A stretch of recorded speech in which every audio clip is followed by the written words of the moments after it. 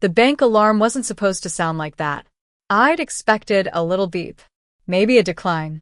Maybe the quiet confirmation that there was still exactly $1,000 on the old debit card my sister had thrown at my face 5 years ago.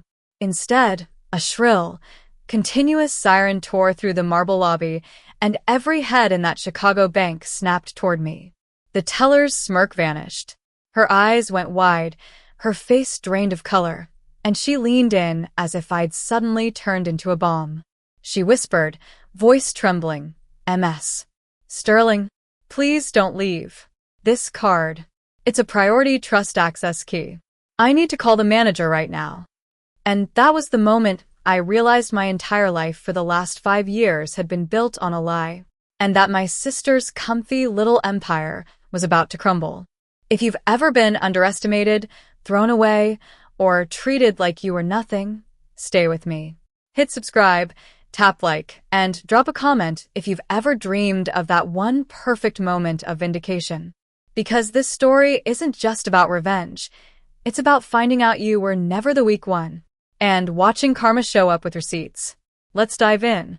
5 years earlier, the only sound in our family estate was paper. The rustle of my parents' will, the scratch of the attorney's pen, and the soft crinkle of the small envelope with my name on it. The living room reeked of funeral lilies.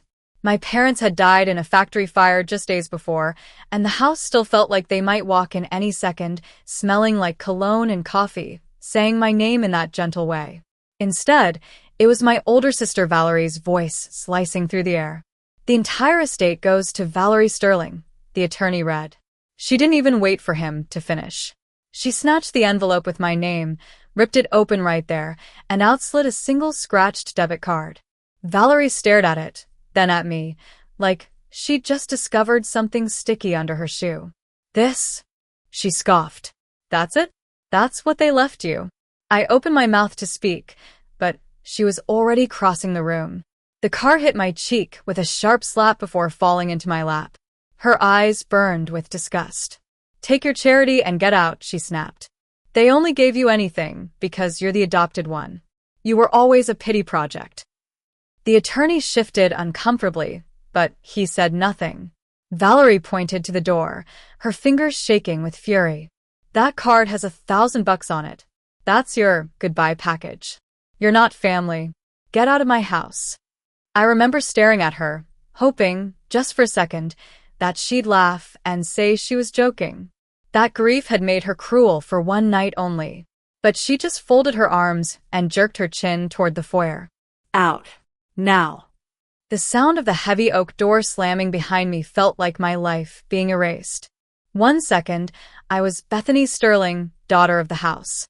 The next, I was a stranger standing in a Chicago blizzard with no coat, no suitcase, and a $1,000 insult in my hand.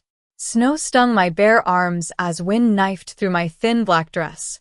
Each step down the long driveway felt heavier, like my shoes were filling with concrete. Tears streamed down my face and froze on my cheeks, turning into little shards of ice. The physical cold was brutal, but it was nothing compared to the cold realization that the people who promised to love me forever had left me at the mercy of a sister who saw me as trash. I walked for blocks in that storm, shivering so hard my teeth rattled. Finally, fingers numb, I pulled out my phone and dialed the only person I knew would pick up. Beth. Sarah's sleepy voice filled my ear. I couldn't even form sentences, just a choked, "Can I come over?" She didn't ask why. She didn't ask what happened. Of course. "Come now." I'll unlock the door. That night, I curled up on her lumpy beige couch in her tiny apartment, listening to the wind scream against the window like the house itself was mourning. The place smelled like laundry detergent and instant coffee, but to me it felt safer than the mansion I'd grown up in. Sarah brought me a blanket and a mug of something hot and sat quietly nearby. No questions. No pitying looks. Just presence. If she'd said one kind word, I think I would have shattered. The next morning, I dumped everything I owned onto her coffee table. A cracked phone, some loose change, and that scratched debit card Valerie had thrown at my face. I picked it up and felt a rush of molten anger surge up my throat. I bent the card until it bowed white in the center. I wanted to snap it in half, to throw the pieces away like she'd throw me away. Accepting that $1,000 felt like admitting she was right, that I was a charity case. The adopted stray. My fingers shook. For a long moment, it was just me, the card, and the thought. Asterisk, if I break this, I break every last tie to them. Asterisk. Then, slowly, I unbent it. I slid it deep into the back of my wallet. Not as money, as evidence. Evidence of what I'd survived. Evidence of who Valerie really was. A week later, I moved out of Sarah's apartment because I refused to be anyone's burden ever again. The next 5 years forged me into someone I barely recognized. I got a job at a greasy little diner on the south side called the Rusty Spoon. The air always smelled like burnt oil and stale coffee. The neon sign buzzed like it was complaining. I worked double shifts. I cleaned floors until my knees bruised. I washed dishes until the hot water turned my hands red and raw. I learned to survive on discarded fries and day-old bread. I counted pennies at night just to afford instant noodles. When my basement apartment flooded, I'd stand on a chair and laugh that hollow kind of laugh you only hear from people inches away from giving up. While I scraped dried ketchup off Formica tables, rumors about my family drifted back through old acquaintances. Valerie and her husband Derek were living like royalty in my childhood home. Champagne parties. People dancing on the antique furniture my mother used to polish herself. Derek buying a new sports car every 6 months, parking them in the same driveway I used to shovel in the winter. They were burning through the family fortune like it would never end. Meanwhile, I was patching my shoes with duct tape, but I refused to look them up, refused to stalk their social media, refused to feed that part of me that wanted to see how happy they were while I wiped crumbs off strangers' plates. The girl begging for crumbs of love died in the snow that night. What was left was someone who trusted no one but herself. 5 years later, on a freezing Tuesday, everything crashed. A lunch rush, a slippery spot on the floor, and a pot of boiling soup. That's all it took. The soup splashed up, scalding my arm. Skin blistered almost instantly, the pain so sharp it took my breath away. At the hospital, the doctor examined the burn and shook his head. 2nd degree. You need to stay home at least 2 weeks. Infection is no joke. 2 weeks off work. No work, no pay. No pay, no rent. That morning, my landlord had already slipped a bright red eviction notice under my door. The pharmacy wanted money for my burn cream and antibiotics. My bank account was already in the negative. I sat on the edge of my sagging mattress, cradling my bandaged arm, feeling my throat close. I had one lifeline left. One scratched piece of plastic I'd sworn never to use. That card. Using the money felt like losing, like proving Valerie right. But you can't argue with infection and homelessness. So I grabbed my threadbare coat, pulled it over my bandaged arm, and walked 10 blocks through the cold to Liberty Trust Bank. Inside, the air smelled like expensive cologne and polished wood. Men in tailored suits shifted away from me, wrinkling their noses at the lingering scent of diner grease that clung to my clothes. By the time I got to the teller, my cheeks were burning. She was young, perfectly put together, nails manicured, makeup flawless. She glanced at my coat, at the frayed cuff, at my cheap boots, and her lip curled. I laid the battered card on the glass counter. The plastic was worn white at the edges and slightly bent from the day I nearly snapped it in half. She picked it up with 2 fingers, like it might stain her skin. "Are you sure this card is still active?" she drawled. "It looks like it belongs in the trash." My face burned with shame, but I forced myself to hold her gaze. "Just check the balance, please." She rolled her eyes dramatically and swiped it. And that's when the alarm started. Not a little denied beep. A full-on, piercing siren. The kind of sound that says something massive just happened. Conversation froze. Security guards' hands moved to their holsters. I stopped breathing. She reported it stolen, I thought wildly.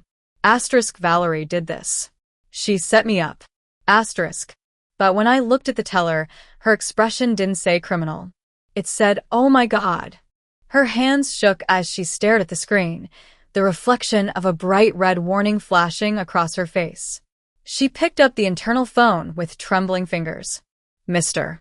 Manager, code red on a priority trust card at counter 5. The holder is here in person. Yes. Right now. 10 minutes later, I was sitting in a VIP room on a leather sofa that probably cost more than a year of my rent.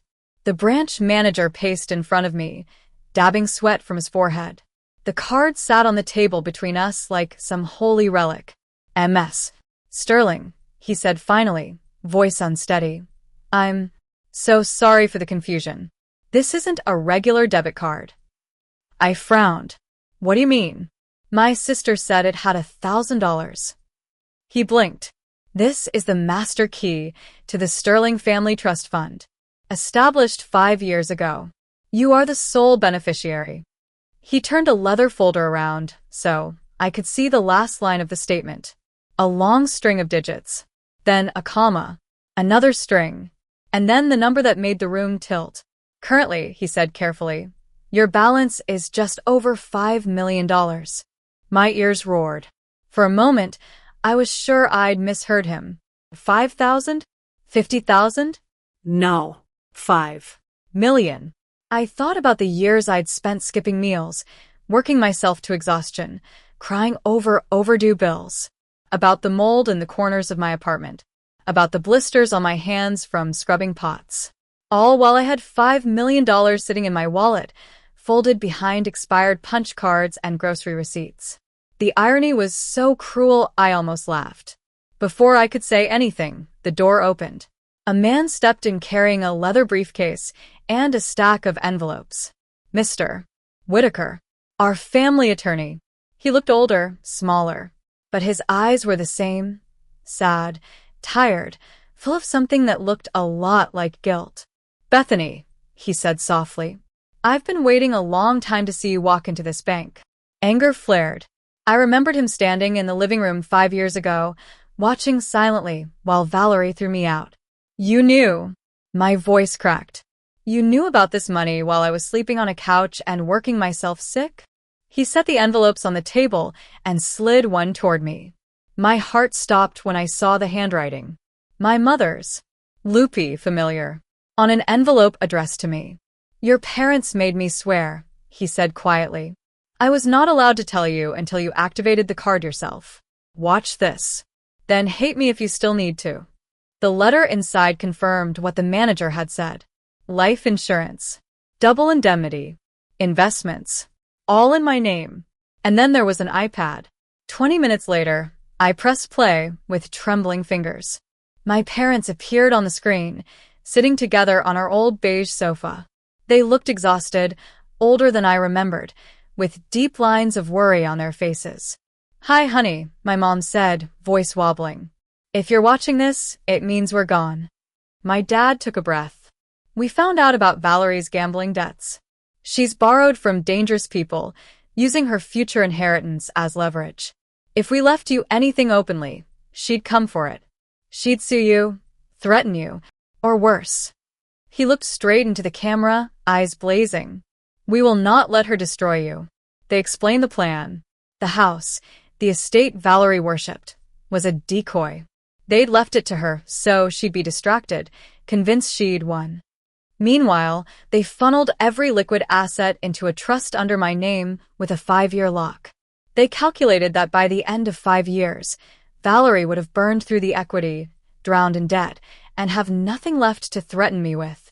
The debit card with $1,000? That was a prop. Just enough to get me out, fast. Just enough to make Valerie believe I'd been thrown away, so she'd stop thinking about me and focus on the house she was destroying. My mom leaned close to the camera, tears streaming down her cheeks. We had to be the villains in your story, so you could live long enough to write your own ending. I'm so sorry for the pain we caused you. Please, someday forgive us. We love you more than you will ever know, our reckless little girl. The screen went black.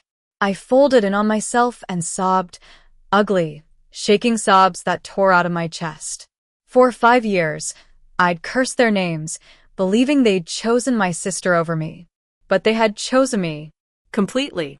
They had died with their adopted daughter thinking they didn't love her, just to keep her alive. I forgive you, I whispered into the empty room. I forgive you. I'm so sorry I ever doubted you. When I finally looked up, Mr. Whitaker's face was wet too. There's something else, he said quietly. The house.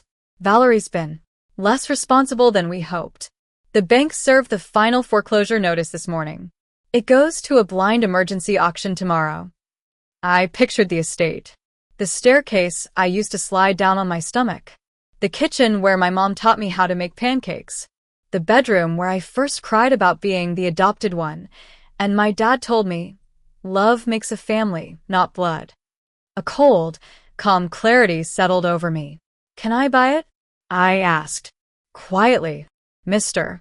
Whitaker's lips twitched. Oh, yes. Through a shell company anonymously. She won't know who the buyer is until the deed is signed. I met his gaze, my voice steady. Then buy it. Whatever it costs. I want that house back. And I want her to learn what it feels like to be thrown out into the cold. The next 24 hours were a blur of motion. I paid my medical bills. Every cent. Watching the balance hit zero felt like cutting a chain around my neck. I moved my things out of the basement apartment, signed a lease for a proper place. Then I walked into a boutique downtown, the kind of store I'd only ever stared at through the glass. Silk. Wool. Leather. I tried on a tailored black coat that hugged my shoulders perfectly, a sleek dress, and boots that actually kept the cold out. For the first time in years, I looked in the mirror and didn't see a victim. I saw a woman with power. A woman with a plan. 1 week later, I returned to my old street in the back of a black sedan with tinted windows. The scene outside the estate was chaos. 2 sheriff's cars. A moving truck idling at the curb. Officers at the door, trying to talk sense into someone screaming inside. I stepped out of the car, the click of my leather boots sharp on the pavement. My new coat fell perfectly into place, the winter sun glinting off my sunglasses. Neighbors gathered on lawns, whispering behind gloved hands. I walked up to the wrought iron gate I used to open by hand as a teenager and waited. The front door burst open. Valerie stumbled out, hair wild, makeup smeared, waving crumpled papers at the officers. You can't do this, she screeched. This is my house. I have rights.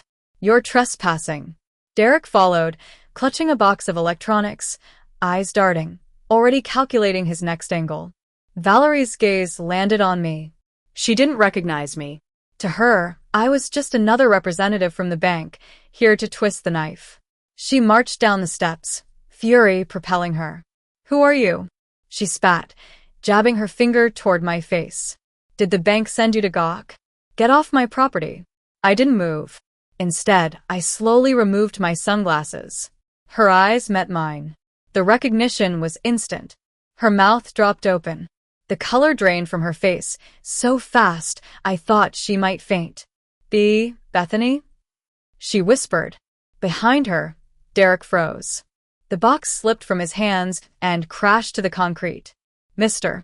Whitaker stepped forward from the group of officials, holding a folder. By order of the Court and Liberty Trust Bank, he announced clearly, this property has been sold at a blind auction. Effective immediately, the legal owner of this estate is Ms. Bethany Sterling. He turned and extended the deed toward me. The silence that followed was thick, electric.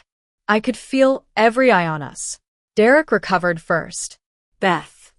He blurted, stumbling toward me with a pathetic attempt at a smile. I always liked you, you know that? This whole mess? It's Valerie. She controlled the finances. I tried to stop her. I took a single step back, letting him reach for empty air. Watching his face fall was satisfying. Valerie's shock gave way to full-blown panic. She dropped to her knees on the cold driveway, grabbing for the hem of my coat with shaking hands. Bethany, please, she sobbed. We're sisters. Blood is thicker than water, right? You can't let your own sister be homeless. Just give us some time. Alone. Anything. Blood is thicker than water. The same phrase she'd used to cut me out of her life. The same sentence she'd thrown in my face while tossing me into a blizzard. I reached into my pocket and pulled out my phone. Earlier that morning, Mr. Whitaker had sent me a file from the estate's security archive. I tapped it open and pressed play. On the screen, grainy black and white footage appeared. Valerie, 5 years younger, stood in that same doorway, screaming. My younger self was on the steps, clutching a small bag, crying. "You're not family." Video Valerie shrieked. "You're a genetic mistake. Take your $1,000 and get out of my house. Blood is thicker than water, and you're not blood. You're nothing." The audio was clear. Every word was unmistakable. Present-day Valerie watched herself in horror. Her sobbing stopped abruptly. Her eyes lifted to mine, wide, terrified. She knew. I had not forgotten a single word. I slipped the phone back into my pocket and took a step closer until my shadow fell over her. "You told me I was a stranger," I said softly. "That I didn't belong. That this wasn't my home." Her fingers tightened on my coat. "Bethany, I was upset.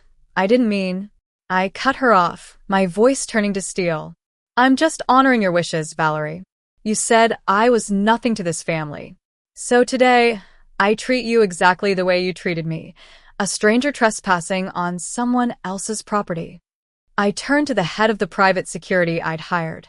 "Remove these trespassers from my home," I said calmly, "and make sure they never set foot on this street again." The guards pried her fingers off my coat. She screamed my name, a raw, animal sound, as they dragged her and Derek down the driveway. Derek kept shouting that he was innocent, that he deserved a second chance, that he could make us all rich again. No one listened. The gates clanged shut behind them with a heavy finality. They were left standing on the curb with nothing but the clothes on their backs and a mountain of debt waiting to devour them. For a long moment, I just stood there breathing. Then I turned, walked up the steps, and crossed the threshold of my house. Inside, the air was dusty but familiar. Sheets draped over furniture like ghosts. The staircase creaked the way it always had. I moved through the foyer, past the living room, and up the stairs to my parents' bedroom. The door opened with a soft sigh, and a faint hint of lavender. My mother's perfume still lingered. I sat on the edge of their bed and let the silence settle around me like a blanket. "Thank you," I whispered into the quiet. "Thank you for being the villains so I could live long enough to be the hero of my own story. I promise I won't waste what you've given me." In that room, I made a decision. I wouldn't use the money to become another Valerie. I'd turn my pain into something that protected others. A foundation in my parents' names, for adopted kids and orphans thrown away by the people who were supposed to love them. A place with warm beds, legal help, scholarships. A shield for all the kids standing in their own blizzards. Because here's what I learned. Family isn't blood. It's who shows up when you're standing in the snow with nothing. It's the friend who opens her door at midnight without asking questions. It's the parents who let you hate them so you can live. Greed is a bottomless pit. Valerie had everything she needed to live comfortably. It still wasn't enough. When more is all you chase, you end up with less than nothing. And resilience? That's the one thing no one can evict from you. They took my home, my money, my safety. But they never managed to take my will to stand back up. If you listened all the way to the end, thank you for staying with me through the snow, the diner, the bank, and the driveway. Tell me in the comments, was I too harsh on Valerie? Would you have let her stay, or locked the gate the way I did? If you've ever been thrown away and dreamed of seeing karma cash in, hit like, subscribe, and turn on notifications so you never miss another story where justice doesn't just knock. It kicks the door in. I'll see you in the next one.